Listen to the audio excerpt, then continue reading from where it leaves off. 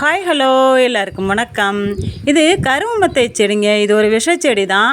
ஆனாலும் இதை பார்த்தது எனக்கு வந்த சந்தோஷம் இருக்கே அப்பப்போ அளவிட முடியாததுங்க. என்ன காரணம்னா இதோட பூவோட அழகுக்காகவே நான் பல நர்சரி கார்டன்லேயும் பல இடங்கள்லையும் தேடி பார்த்து கிடைக்காத ஒரு செடி ஒரு கிராமத்துக்கு போகும்போது கிடச்சிது பாருங்களேன். அவ்வளோ ஒரு சந்தோஷமாகிடுச்சு. உடனே வண்டி விட்டு இறங்கி அந்த செடிகிட்ட போனோன்னா ஆனால் பூக்கள் குவிஞ்சிருச்சு. மணி 12 மணிக்கு மேலே ஆயிடுச்சா.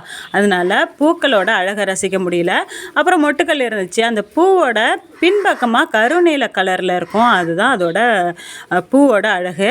இது பாருங்களேன். இந்த விதை இருக்குது பார்த்தீங்களா. விதையை ஒன்று எடுக்கிறதுக்குள்ளே நான் படாபடுபட்டுட்டேன். ஏன்னா அவ்வளோ ஒரு முள்ளாக இருந்துச்சு. முள் ரொம்ப ஷார்ப்பு, நல்லா குத்தம். இது வீட்டிலலாம் வைக்கக்கூடாதுன்னு சொல்லுவாங்க. என்ன காரணம்னா விஷச்செடி இல்லை, அதனால் ஏதோ ஒரு வகையில் நமக்கு உள்ளே போயிடும் அப்படிங்கிறதுனால இதுதான் அந்த கருவமத்தை பூ. நம்ம சாப்பிட்ருவோம் அப்படிங்கிறதுனால தான் வீட்டில் வாஸ்துப்படி வைக்கக்கூடாது அப்படின்னு சொல்லுவாங்க.